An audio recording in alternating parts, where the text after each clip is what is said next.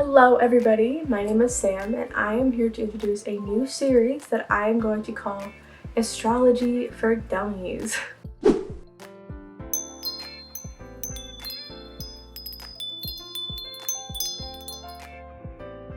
Now, I'm sure we've all heard someone say, yeah, this is my sun, moon, and rising sign that's in the third house and the something is in retrograde.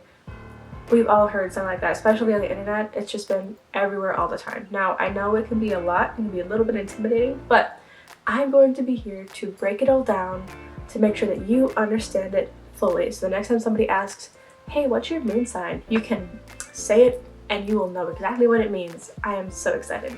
Now, but first, today we are going to be discussing what astrology originated from and the word itself and all of that, like basic history of the word astrology and how it came to be and what it is for us. Yes? All right. Now, I have my notes, so we are going to get started. Now, the word astrology stems from the Latin word astrologia, now, which translates directly to the study of stars. So the study of stars has been around for centuries. It's been around for a really long time. Astrologers have studied the movement of stars and planets around the sun, as well as the movement of the moon. They started associating with what's happening on Earth to what's happening in the sky and seeing if they can make some correlations and see if it can make some predictions, help them out in the future. Yeah. The first notable organized region that used astrology in their culture was the Babylonians in Mesopotamia. They made observations in the sky and used it to predict weather and political events and stuff like that. But historians argue that astrology has been around and has been used much longer than that. Now, allegedly, there are markings on some cave walls in France that depict the moon cycles as early as 25,000 years ago. So, it's been around for a while. Using zodiac clusters in the sky, astrologers put names to them and used where they are in the sky to make predictions.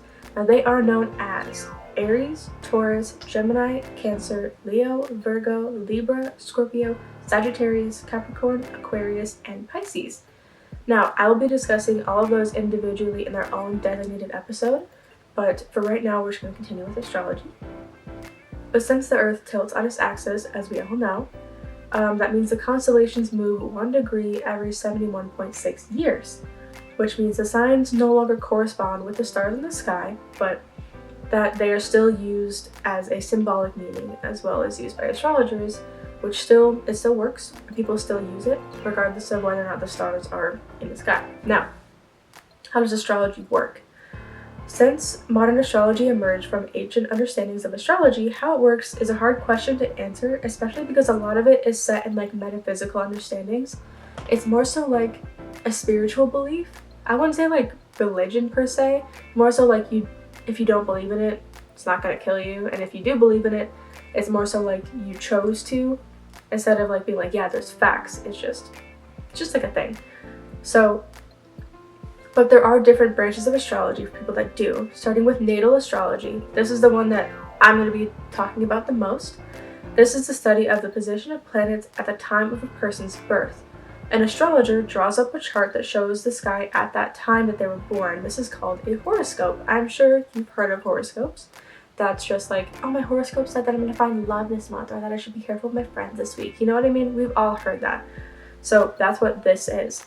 Then, using that chart, astrologers can deduce what types of challenges that person will be facing and how they will react. And these charts are often used to understand ourselves and our personality. This is the chart that everyone talks about when it's like, what's your birth chart? What is this? Let me see what this is. That's what they're talking about, is like when you were born, what did the sky look like, more or less.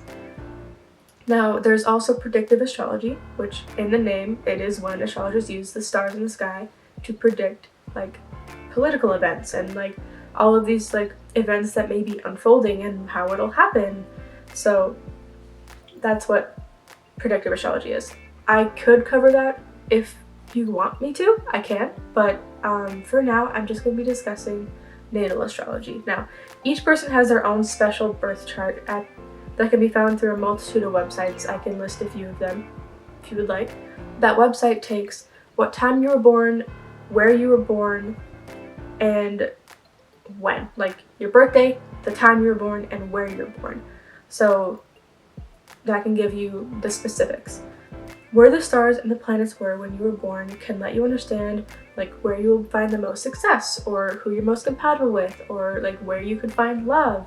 It can give you all these ideas that can help you find the right path for you.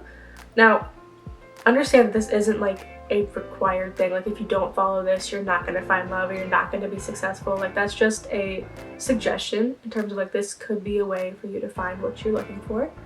And it all depends on if you believe that the stars can tell stories. And there are stereotypes associated with each sign, which I'll be discussing in the future. But if they apply to you, awesome. If they don't, that's also okay. Understand that there isn't a one way to live.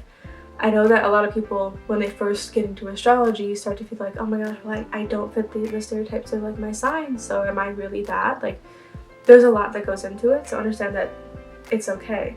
Now, there isn't a one way of doing things. So, with that being said, that is the origin of astrology and where it came from, how it came to be, and how we look at it now. In future episodes, I'm going to be starting to talk about each sign, and I'm going to be starting with Aries and go down the list. I'm not going to be jumping around all over the place. I'm just going to stick with the way that they come, like going in order by date. So Aries will be first. So next episode we'll be talking about Aries and all of that. So look forward to it, and if you have any questions, feel free to leave them in the comments, and if you want to see more, let me know. So thank you so much, and I will see you guys next episode.